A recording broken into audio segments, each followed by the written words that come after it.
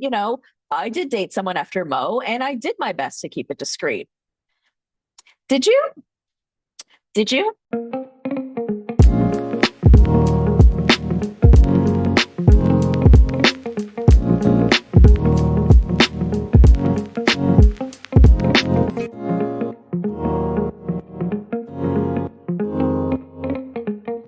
Hello, Bravo bosses. This is the Bravo Investigator Podcast. I'm your host, Dana, and today we are talking about Southern Charm and the Real Housewives of Beverly Hills. So happy Friday. I hope everyone's had a good week. And yes, you are seeing me on video if you are watching this on video on my YouTube channel. I decided, you know what? My makeup is done today because it was a content day, meaning I was making some content reels as examples for my UGC portfolio. For those of you who have been following along and know that I am trying to do that. So because my makeup's done, I figured, what the hell? Let's do a recording on video today. Excuse my background, though. For those of you who are watching on video, though, I am just like living in a perpetual state of chaos where I just have like shit all around me. That is all part of like my content creating stuff. So, yeah, I hope everyone's had a good week. My week has been okay. Second week of unemployment down the tubes. And you know what? Someone left me a really cunty review, Sexy Mama. Yes, you know who you are, saying that how dare I continue to talk about my unemployment? It makes me come off desperate. Yeah, I am desperate because I'm unemployed. I don't I don't know how other people who are unemployed act. Do they act like they're just like living the dream? No, I am desperate because I'm running out of money. She also said that my show is not that interesting. I hope she knows that she doesn't need to listen to it, though. You know, like if you don't find me interesting, no one's requiring you to listen to this show unless it's a requirement for some course that you're taking in school or something, which I highly doubt. If it is, please let me know. I'd love to know what course is requiring you to listen to this podcast. But regardless, I'm really happy to the people that are here that are actually engaged and are excited to listen to me speak, because you know what? This is my podcast, so I'm going to talk about what's going on with me as well as all of our favorite shows and my opinions on them, because this is my podcast. So, yeah, for those of you who have been here and who have been reaching out to me and have been saying the kindest things, thank you so much. It has really meant more to me than you'll ever know. I can't even appreciate, I can't even tell you guys how much I appreciate the number of people who have really reached out to me and told me, you know, that they're going through the same thing, or that they're hoping for big things for me, or that they're praying for me. I really do appreciate that. That really means the world. I applied for like a few more jobs this week, but other than that, I'm just really trying to work on my portfolio for my UGC stuff. I also finished up a portfolio for like this internship for like this social media job that I'm interested in. So I'm trying to create like two different portfolios, one that's like UGC stuff and one that showcases, okay, these are all the things that I know how to do, and this is all my other work experience, and here are my transferable skills. So almost like a portfolio for like the media landscape for whatever jobs might be available there. But I know all of that is going to dry up soon because it's going to be the week of Christmas soon, but that's okay. I've got a lot of stuff keeping me really busy right now. And just to remind you guys, because I keep changing the show schedule, but this is the show schedule, okay, guys? Monday Reality Roundup, which is on video on my YouTube channel. Please subscribe to the YouTube channel. It is linked in my show notes, okay? And then on Tuesdays, our TLC Tuesday, we are doing 90 Day Fiance before the 90 days. Next week, I am being joined by Amy Archer to recap that, and I'm really excited. Wednesdays are for my Patreon babies. So join patreon.com/the Bravo Investigator Podcast. It'll get you 4 extra podcast episodes a month, ad-free episodes, and early episodes. And then on Thursdays, we are recapping Vanderpump Rules and the Real Housewives of Salt Lake City. And then on Fridays, like today, we are doing Southern Charm and the Real Housewives of Beverly Hills. And I also apologize for this being really late in the day. My mouth was super dry from those pills I tell you guys all the time that I'm taking to help me not sweat. And I was like, there's no way I could recap right now. I cannot even speak. I cannot even swallow spit. At least it's helping me lose weight a little too. Okay. Right. Because if I'm not hungry, then I'm not hungry because I can barely like gather any saliva from these pills.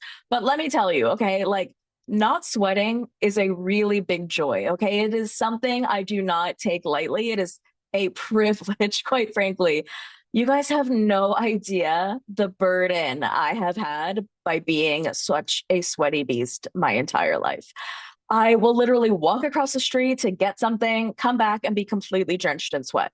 But the worst part is when you like have to go to work or go to some event that way, where you get there, you're drenched in sweat, and by the time your body cools down, your clothes are wet, and then you're just uncomfortable for the rest of the day. And that's how I always felt at work. So I am so happy to have found these pills.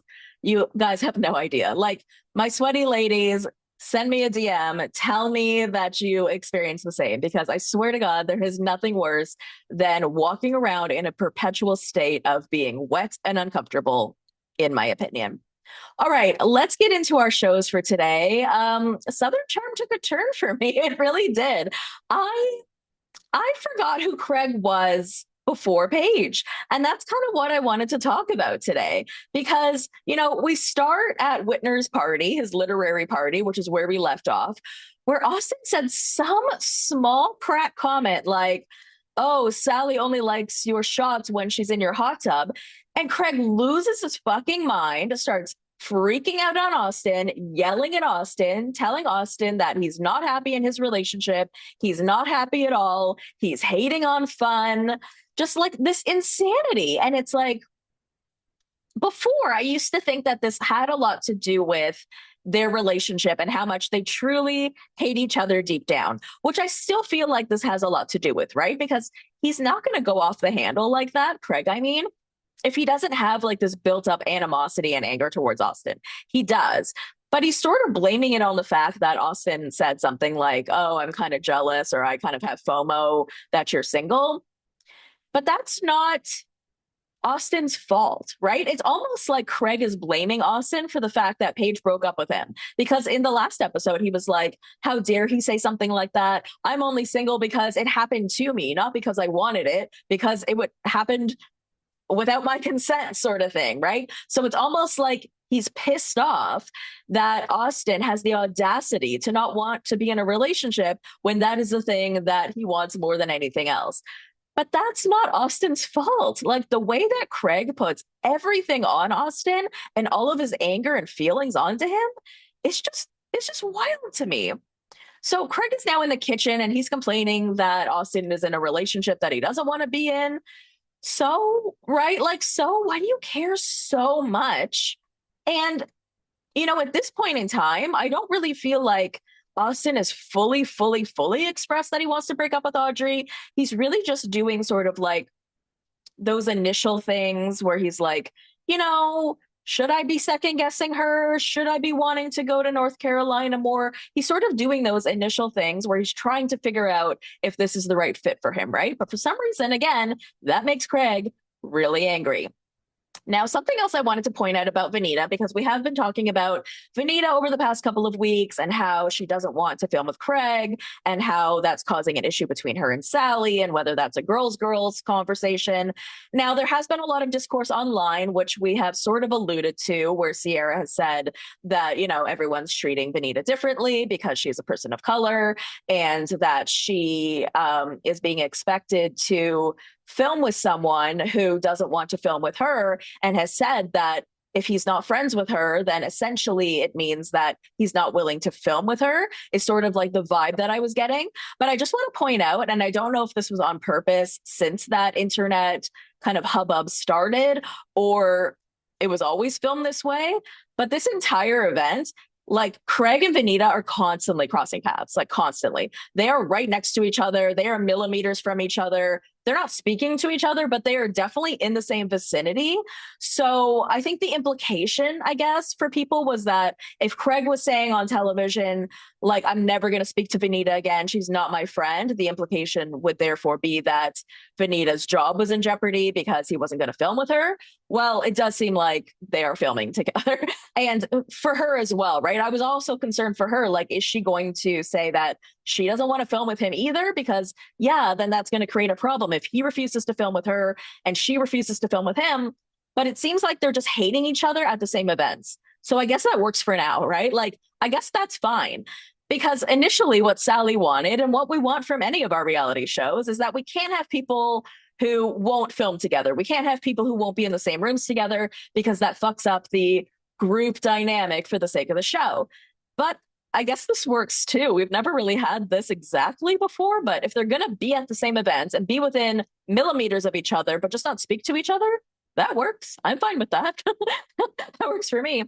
So Venita tells the camera that the thing about Craig is that he thinks that he can get away with murder and the group lets him, and she just can't be friends with someone like that. Okay, now this I agree with, and now I am totally on her side because initially I was like, look, I like Venita. I wanted more Venita, and I've always been saying that. But I didn't really understand why she was so angry with Craig in the Paige situation when I felt like it had nothing to do with her. And I'm like, is this really what's the word? Like the hill that she wants to die on? Because long term, it is going to affect her ability to be on the show because you kind of do need to interact with all the characters. But like I said, one, everybody's filming together. And two, she just made a much better point as to why she doesn't want to be around Craig.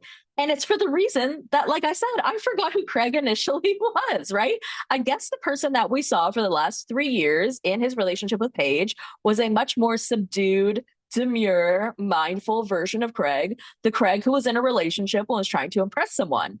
But I forgot about the Craig from days of yore, the Craig who would yell at everyone for no reason, the Craig who would act like a petulant child, and the Craig who basically felt like his feelings and opinions mattered more than everyone else.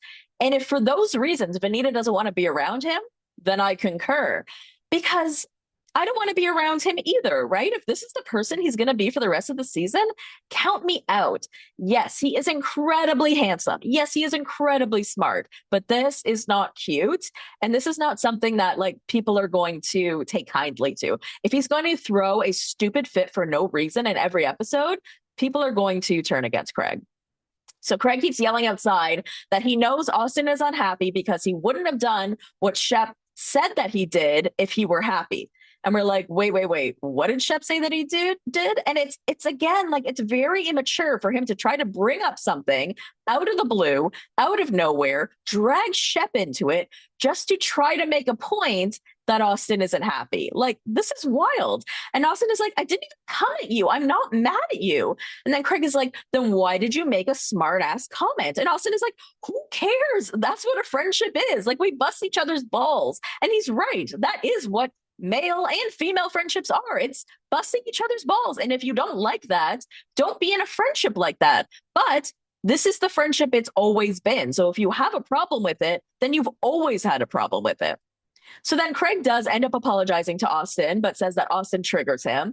So it's sort of like an I'm sorry, but that a typical Tom Sandoval would do. And it's just, it's the triggering, right? And I think that Craig needs to really figure out why Austen triggers him so much. Because again, Austen did nothing at all. Like, it's wild that I'm even like sitting here defending Austen to this degree.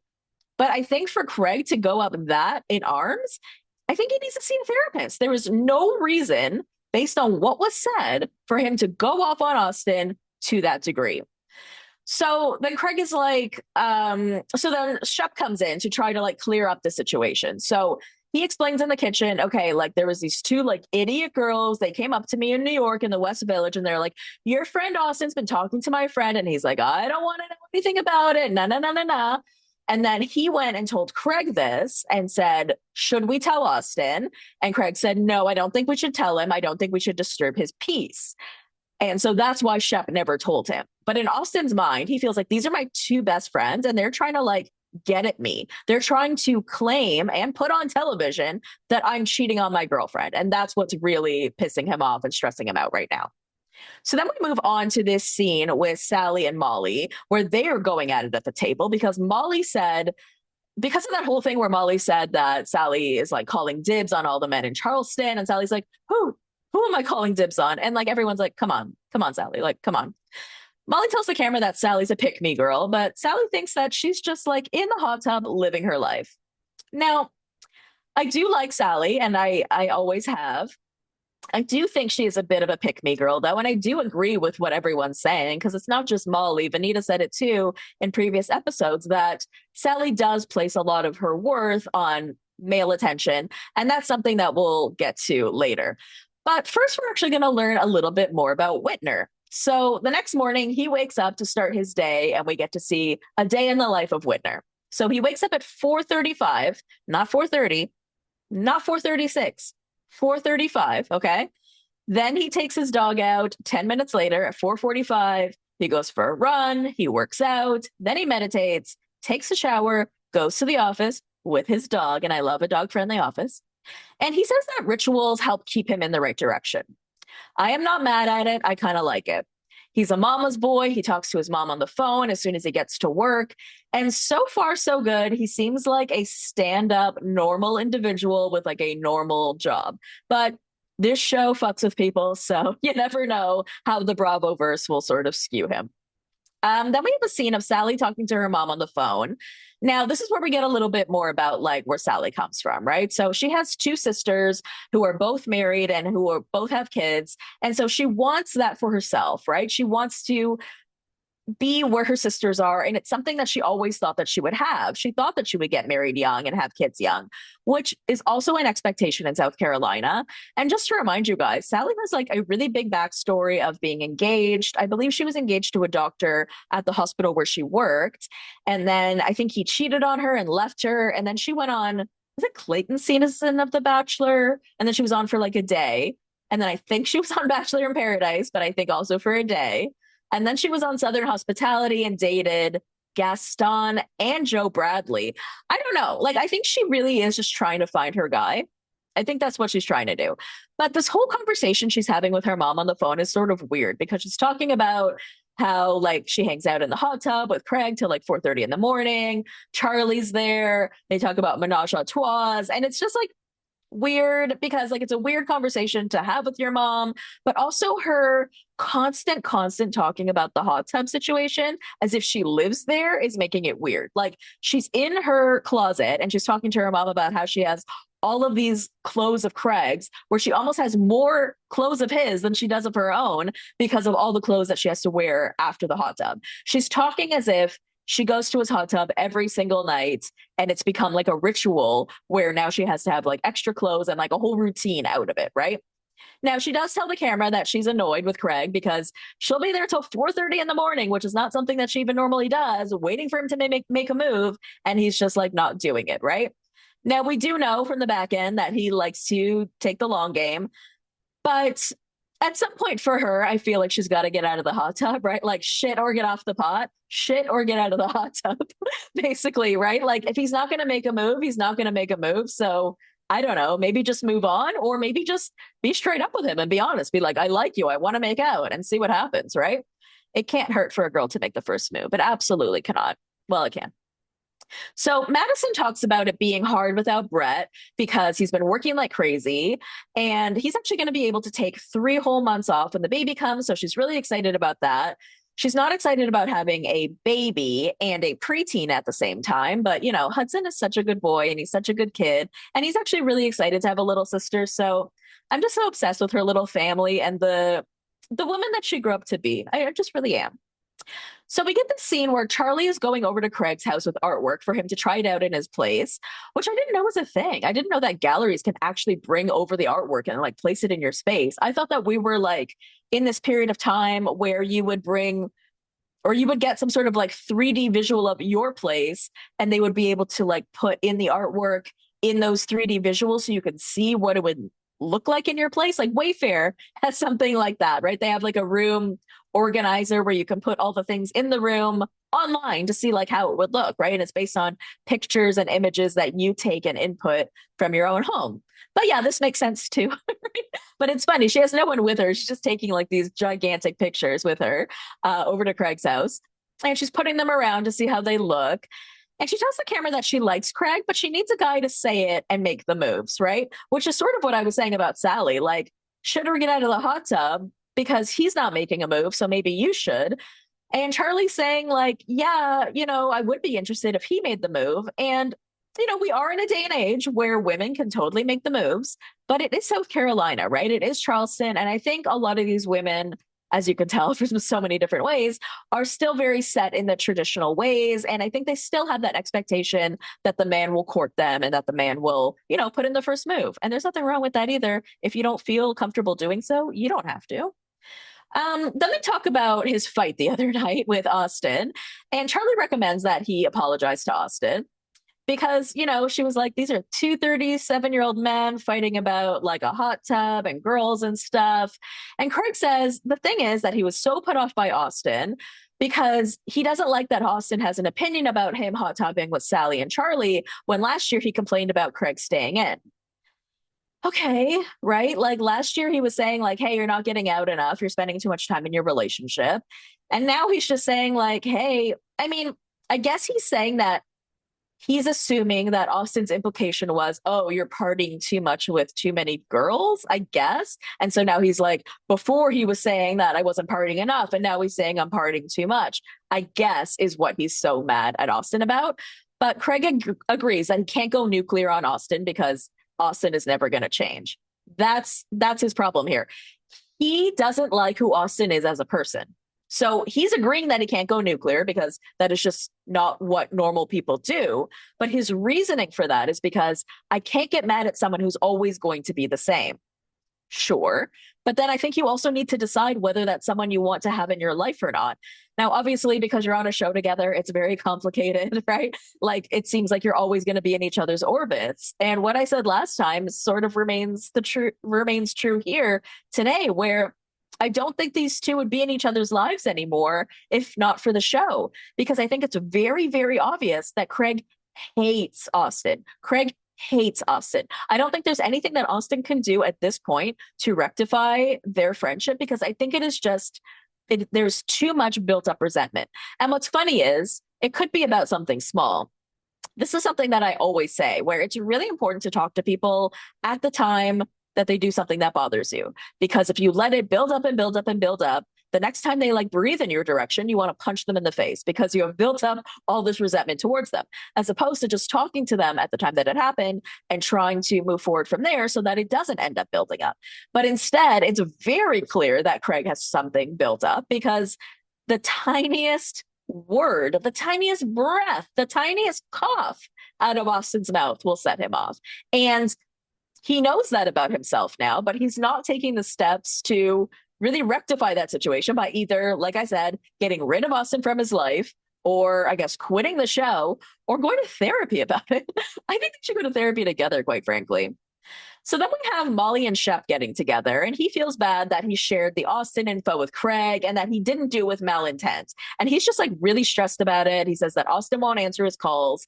And I feel bad too, because he wasn't doing anything. He didn't mean to do anything. He didn't actually bring it to Austen initially. He had a good reason for that. He explains that to Austen now, but Austen still has a different mentality in his head, which we'll get to now because Rodrigo goes over to Austen's house with the new kitties, Piper and Martini, to help them settle in. And Austen is actually feeling like getting out of town to the point where he wants to go to North Carolina with the cats to visit Audrey. So he wants to get out of town because he hates having to leave for his girlfriend. He would much rather his girlfriend come to him. It is so much more convenient for him. But to him to want to pack it all up, head over to her place and take the cats, that just shows he really wants out. Now, he told her about the rumor and she didn't even ask if it was true. So he says that it's nice to have a supportive girlfriend that doesn't even like think anything of it, right? So he calls up Audrey and he's like, we had this party and I'm being accused of like texting some girls in New York. And Audrey's not even like, is that true? She's just like, I'm really sorry that happened to you. And she is a fucking cool chick, right, man? And I think that's why he's struggling, because she's like, she is such a cool chick. She's like the most supportive partner. Should I marry her? I don't know. So they talk about the dinner party and Madison talks about so Madison comes over as well, by the way. She comes by to see the cats and they talk about the dinner party. So it's Madison, Rodrigo, and Austen all at Austen's house. And Madison is talking about how Craig was like someone she kind of used to look up to, which she seems a little embarrassed about saying. But she's like, look, the last few years, he was really into his relationship, his health, his home. And I was like really impressed with the person that like he sort of turned into. But now, he's become like aggressive. And I think it's because he's drinking. And that's the Craig that they do not like. And again, that is the Craig that I forgot about. I completely forgot that. And they're showing us all of these scenes of him going off the handle when he was drinking and stuff like that. And I don't know if it's just the drinking, but he definitely got aggressive for absolutely no reason. So they're talking about how it's really unfortunate to see him backtrack. And Madison is like, Craig was making it seem like Shep was there and saw Austen cheating when it wasn't that at all, right? For Craig to like walk around and say, like, for you to do what Shep accused you of saying that he did, you must be really unhappy. Okay, but you're implying that Shep actually saw something happen. Shep didn't see anything happen. He ran into two girls who said that they know from a third party that Austen is talking to them. That's it. That's nothing. And for him to try to like really go out there and try to destroy Austen's relationship on camera, I mean, like that's vitriol, quite frankly. So Madison, this is quite interesting. Madison thinks that if Craig and Shep are single and Austen isn't, they will try to destroy that relationship. She thinks they're miserable and they want to bring Austen down. Now, that is so interesting because that's what Craig would say about them. And, that would sound crazy when Craig says it, right? When Craig says that, like, Shep and Austen are always trying to take him down, everybody would be like, no, they're your friends. Nobody's trying to take you down. But this is coming from Madison, right? Our voice of reason, our pregnant voice of reason. She's saying, like, hey, it sort of seems to me like Craig is miserable, Shep is miserable, and when Austen is happy, they want to destroy that relationship. Now, she provides an example of when they tried to do it when she was in a relationship with Austen. But Madison, that being said, I mean, it was a little bit of a different situation, I find, right? I mean, there were definitely points in time where they were way too involved. But Austen also made them really involved. They were constantly breaking up and getting back together, and he was involving his friends. There was also points in time where they were broken up, but she would freak out at him if he'd go on a date with somebody else, and then they get back together. And so you see this scene of Craig telling her, like, you need to be the one to walk away because he won't. So they were really invested in that relationship. But I don't know if it was to try to take Austen down at the time. That wasn't the sense I got. But it's really, really interesting that Madison, our voice of reason, is the one who thinks that way. Now, Austen feels like neither of them are his real friends, right? And I would completely agree with the Craig of it all, right? The way that Craig, one, came at him, and two, tried to destroy his relationship on camera by implying that a rumor about him was true when we don't even have any information about it. That's not a friend. That is someone who's trying to destroy you for sure. But Shep, that's not the vibe that I got. Shep seemed really upset. He did not want to upset Austen, and he really wanted to rectify the situation. So I don't know if I necessarily agree on that front, but I think it's really interesting to know that Madison thinks of it that way. And I want to start trying to think of things through Madison's lens, because at the end of the day, she knows these people better than anybody. So she's probably right. All right, that is the end of Southern Charm. Let's move on to the Real Housewives of Beverly Hills, which I thought was going to be a really boring season because yet again, we have a bunch of people who aren't really friends with each other, a bunch of people who aren't really going to be honest. But we got some honesty this week, and I'm kind of shocked. Just really shocked. Okay. Now we'll get there, but we start with Rachel Zoe going over to Bose's house. Now they're trying to get to know each other better. And I really like these scenes where the ladies will just like invite each other over. I don't really know you that well. You don't know me that well, but let's just connect and try to get to know each other. And as long as they're like open and honest, it feels just as natural as any true friendship is anyway. So Rachel talks about enjoying the freedom of being divorced, which I think is one of the main reasons she went on this show, quite frankly. She is talking shit about her ex left and right, and not talking shit in a bad way, but I think she's really trying to use this platform to kind of talk about this experience for her. You can tell by the way she's talking about, how she was anxious all the time, walking on eggshells. I mean, even just about the most basic things like, can you put this luggage in the overhead compartment, right? Like even that would lead to a fight. So I think it's really interesting because we know that they were together for like 26 years married, 18 years together before they were married, which is just like your entire fucking lifetime. And I think it's really interesting the way she will break it down and show us the ways in which this relationship no longer works, because you sort of sit there and think, if you're going to be with someone for almost your entire life, how is it possible that they have changed this much? How is it possible that you can't make this work? Because you must have changed through life so many different times together. But the way that she's portraying it, I think it really shows how much of a toll it took on herself and her self-worth. And that's why she's talking so much about the freedom and the anxiety. And even last time she talked about coming home to the quietness of the house and how she actually really appreciated that because before she used to come home to like a lot of anxiety because she didn't know what was going to happen next. So I really do appreciate how like open and honest she is being on this show with people that she quite frankly doesn't know that well. But these are the parts of divorce that people really do want to know about because they want to know how you got from here to there. And they also want to know how you're struggling and getting through it because a lot of women are going through the same thing. And then so they want to see, like, how are you coping? How are you getting through it? Rachel said that she actually saw pictures of her ex in the Daily Mail, but nobody really cared about it. I didn't because I didn't know about this, didn't know about him, didn't really know about her. But yeah, she said it was not long after they broke up. And she was really pissed off because it was pretty early on. And for her, she's like, our kids don't know. So she's like, are you well? Are you an idiot? Like, what is wrong with you? How can you put stuff like that out there when we have freaking kids, right? And, you know, now that we've seen this amongst a few men, PK, Mo, I don't think they're thinking about it, quite frankly. I think it's pretty clear that these men are just not thinking about it. And that's not to defend them because men don't spend a lot of time thinking about much, right? But I think that that's pretty much the explanation here that men just don't be thinking about what they're doing and how it's going to affect their children, quite frankly. So then we have this scene of Kyle going over to Mo's bachelor pad to bring him like more towels for some reason. And they talk about how she's not dating, but she can if she wants. And they talk about like the pictures that are out there that we keep talking about, pictures of Mo and women, pictures of PK and women. And Mo sort of like, you know, it could happen to you where you just get so lost in the moment, you don't even realize. And she's like, I don't want to hear that. And he's like, no, I'm talking about for you. You could get so lost in the moment that you don't even realize. And she goes, no, but like, you're implying that that's what's been happening with you, that he gets just so lost in the sauce of his love with all of these like teenagers that he's meeting that he just doesn't notice all the paparazzi around when he like picks them up and swings them around and starts kissing them all over the place at a ballet.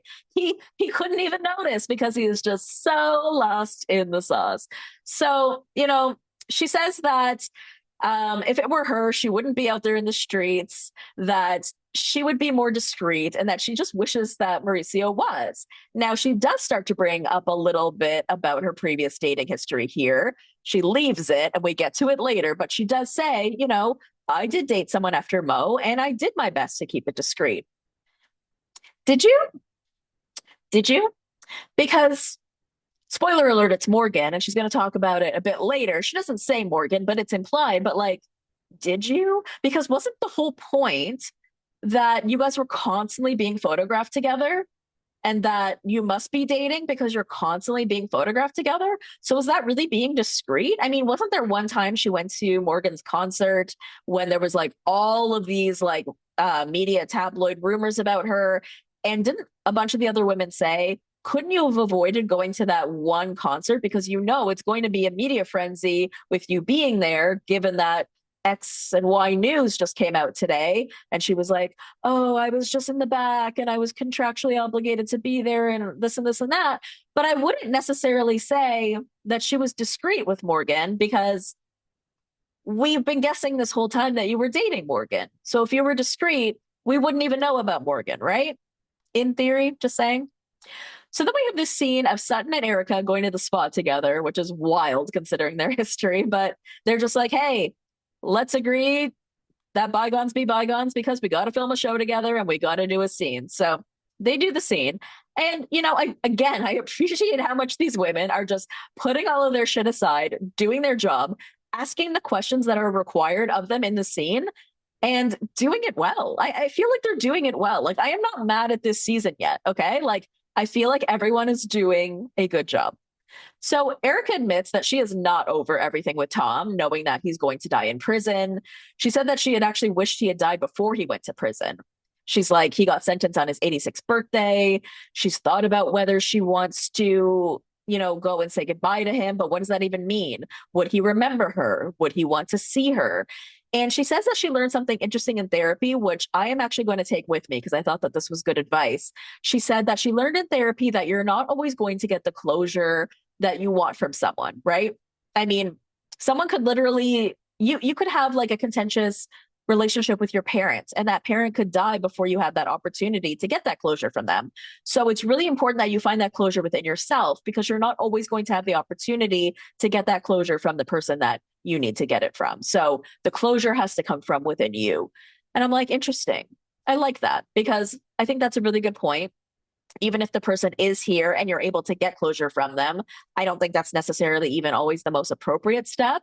And I feel like I understand what they're saying here. I think it's really important that the closure comes from you, because the other person doesn't need the closure. You need the closure. So you need to find a way to get that for yourself without hearing those words from that person. And I think that that's a really good lesson. She talks about how she thought about visiting him, but, she just doesn't even know if there would be an answer to all of her questions, or she just doesn't know what to do with it, right? And I think it is a really complicated situation. She talks about how she never knew that she would get here, right? How she still has civil cases that are going to be going on for years and years and years, and she doesn't know if it'll ever go away, right? So I do appreciate that she still mentioned those, because at the end of the day, she is still involved in civil matters that are still ongoing. I think she has one that she's going to trial for next year. So, whatever happened with Tom doesn't just stay dead and buried with Tom, even though he's not dead, but you guys know what I mean, right? Just with him going to jail doesn't mean that all of these legal issues involving Erica are dead and buried. And I think that that is another reason why it's very difficult for her to truly move on, because if you have like the ghost of your ex and all of his legal past, constantly on your shoulder and constantly part of your life, how can you ever truly move on? So Kyle and Alexia meet Sutton and our new girl Amanda for wedding shopping. Now, Amanda met her husband Eddie in West Hollywood. She was walking down Santa Monica Boulevard with her girlfriends. He just started walking up behind her, started making conversation with her. She wanted to make out with his face, not in a sexual way, but in an I love you sort of way. And, it's interesting because apparently he's a big manifester, but so is she. But he says that he's like an expert manifester, because he said that day, I am now officially ready to meet the person that I want to be with. And then he saw her that day. So he believes that he had manifested her, which, I wish someone would manifest me. She wrote the book Rich AF, which gave her the nickname the Money Queen. And it's about, giving women empowerment with their own money. And that is definitely a book that I want to pick up. Okay. I definitely need to learn how to manage my own money and figure out how to live for me, for sure. So far, she seems like a nice girl. She seems like very, very young, which some of the other women do point out, but she sort of gives a different air about her. Maybe it's the way she dresses. Like, she does dress a little bit more uppity, almost in like a Stephanie from Real Housewives of Miami sort of way, who was young, but would dress a little bit older for her age. And I'm not saying that either of them dress poorly. I just believe that, like, I don't know, the way she dresses just gives her sort of like an air of being a little bit more of like an elder, but not in an old person kind of way. So everyone goes over to Jennifer Tilly's house for a boho chic party. And she says, I'm going to have a painting party because everyone loves to paint. Everyone loves art. Does everyone love art? Does everyone love to paint? I feel like that's, it's always funny when the producers ask someone why they're having a party. Because you made me, producer. That's why. Answer the question for yourself. Instead, they make the person make something up as a reason for why they're having a party, when we all know production made them have this party. So she has this party, and guess who we are painting? Naked people, okay? But no one is even flinching at it. No one's even like, this is a weird idea. No one's like, I don't want to do this. Everyone's acting like this is completely normal and a very casual, regular thing to do on a Wednesday afternoon in Beverly Hills. And you know what? If it is, I'm okay with it, right? If my friends invited me over, they're like, you want to have a painting party? We're going to paint nude people. I'd be like, all right, that's cool. I'm down. I'm down. Now, the nude models, okay, they were so into it. They were like posing, popping the butt out, everything, making it work. It seemed like everyone was having a good time. Now, Erica kind of calls out, like, everybody has to drink except for Kyle. And Amanda's like, well, I don't really drink. But she says to the camera, not in a bitchy way, because she's not quite there yet, because this is like her first confessional and her first scene. But she's like, is Erica sort of dictating how I like live a healthy life, right? She kind of can't say like we all have to drink. And I agree. Like Erica, you can't say that. You also don't know if this girl has a history of alcoholism. You literally just met her. You can't just be like, you have to drink. So that was a bit weird.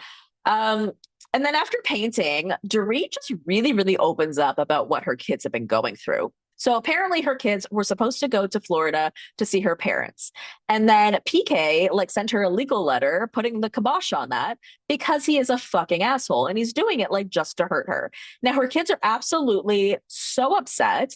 She's been noticing that Jagger has sort of been walking around with the weight of the world on his shoulders, where he just seems very heavy and very upset. And he's been crying a lot and he's been begging and begging to spend time with his grandfather, not his actual father, but his grandfather. So the fact that PK is trying to take this away is really just hurting the children.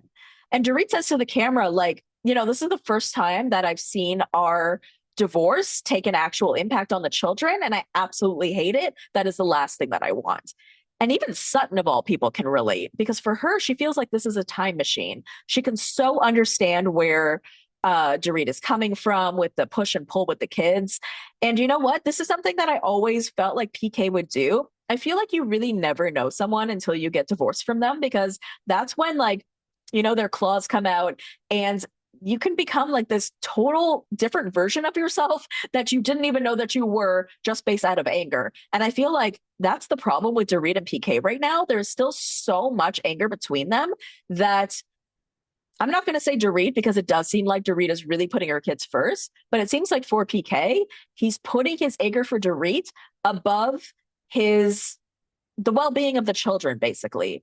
And then Kyle tries to like jump in here with like, well, he can come down to Florida for a bit and spend time with the kids and then spend time with the parents. And Dorit's like, no, no, no, no, no. Don't you understand what's happening here? He's doing this to hurt me. Like he's doing this to be an asshole. You understand that, right? And then she says to the camera, like, can Kyle never just like be on my side 100%?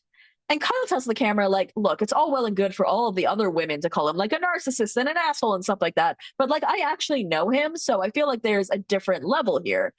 But no, Kyle, not in this situation. I really don't feel like there is because, first of all, you have already said you are no longer speaking to PK. So there you go. No longer friends. And you do need to pick a side here because listen, if you do want to talk to PK, go ahead, be his friend, get out of this room, right? But in this room, Dorit needs her girlfriends right now. And she does need to hear that PK is an asshole and a narcissist and a piece of shit. That is what girlfriends are supposed to do, to tell their friend that their ex is a narcissist and an asshole and a piece of shit. That's literally what she needs. She feels that she doesn't have the support of her friends, or she does, right? Like everybody else in the room is giving her what she needs. But what she needs from Kyle is just like that unwavering support when it comes to this divorce and when it comes to her putting her kids' best interest first, right? And so it's really kind of annoying, as much as I am a Kyle apologist, even though for the past couple of years I've been kind of annoyed with her, like, her putting PK's needs first when clearly she's just sort of being like this because she's still harboring resentment towards Dorit. She knows that PK is doing this to be malicious. There is no other reason to do this than to be malicious. And when Dorit has already explained the ways that's hurt the children, then Kyle should just shut the fuck up, quite frankly. I don't really know. So then we end with this scene where Erica goes over to Kyle's house and she talks about how annoying it is that people are always questioning her about who she's dating, which is true. It was coming up like in every scene, right? People are like, are you dating anyone? Are you having sex? Are you dating anyone now? Have you dated anyone? And then she says it. She says the words that we have been waiting like a couple of years for her to say. She says that she was dating someone after she dated Mo, and that person asked her to keep the relationship confidential, and that she tried to protect it for that person, and that she fell hard and fast for someone, and that she fell in love with someone. But that person didn't want to share it. And that person didn't feel the same way about having it out there in the world. She says that she knows that her life is an open book and she would have been happy and open to share it. But when the other person doesn't want it shared, what do you do with that? And she says that it was all the speculation and the gossip that ultimately ended it. And now she's single. And Erica tells the camera that the women are going to keep asking her about it until she addresses it once and for all, which is probably true, right? But I still feel kind of shocked. here's why. Like, so I had this friend growing up who was gay, and it was obvious that he was gay. He never needed to come out as gay. It was just obvious that he was gay. But one day he came out to my sister and I. We were going to a movie.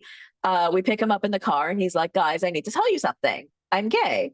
And I was shocked only because I never thought he'd say it, because I don't know. Like I said, I always knew he was gay, but at the same time, he'd never said it. So there was always this like disconnect between whether he really was or not. And it never really mattered because he never, like I said, needed to ever come out to us. But it was still sort of shocking to hear him say it, because I guess I thought he never would. And that's what made it more real when he finally said it. So when Kyle said it, I was like, no way, you actually dated Morgan? Because I'm not sure, right? Like this whole time I've been going back and forth, but also not caring either, because it's her private dating life. And I never really understood why people were so invested in it and cared about it so much.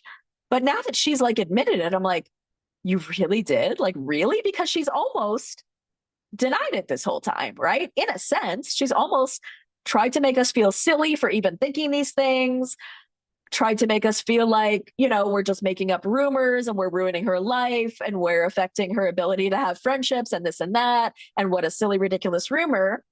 But it turned out to be true. 2 fucking years later, she admits it. So for those reasons, I'm shocked. I'm shocked that she admitted it. I'm shocked that it's actually true. But I feel like it took her this long to come out with it, because I feel like her accepting the idea that she might be a lesbian or bisexual was really, really hard for her. And, you know, this is something that she sort of talked about, where she's never questioned her sexuality before. So I feel like this situation where she just fell so fast and hard in love with someone when she never even knew she was capable of loving a woman, I feel like was a huge mind fuck for her, quite frankly. And I feel like she needed to spend a lot of time figuring that out, figuring out what that meant for her, figuring out what that meant for her life, right? I feel like she just really struggled with that, even though it's cool to be gay. Everyone's gay. There's nothing wrong with it. I feel like for some people, especially people who have never even entertained the idea ever before in their life, it was a lot. You know, it's a lot, right? To look at yourself a whole different way, to look at your sexuality a whole different way. But I also think it's interesting that she's sort of placing the blame on Morgan in a way. She's saying, like, I would have been open. I would have been honest. I would have told everyone. It was her that made me not tell anyone because she wanted to keep it private. And I don't think that that's necessarily 100% true either, because like I said, I feel like she was still struggling with all of those internal feelings herself. And until she was very, very sure about how she felt, where the relationship was going and what was going to happen, she was never going to tell us. Because I feel like this ended a long time ago. For her to say she's single now, I mean, yeah, the rumors and the gossip and all of that ended it. But that was a long time ago, right? That was at least a year ago. I don't even know. We don't even have timelines on this. But like the sense I got was like, yeah, once it became like big and blown up in the news, it ended.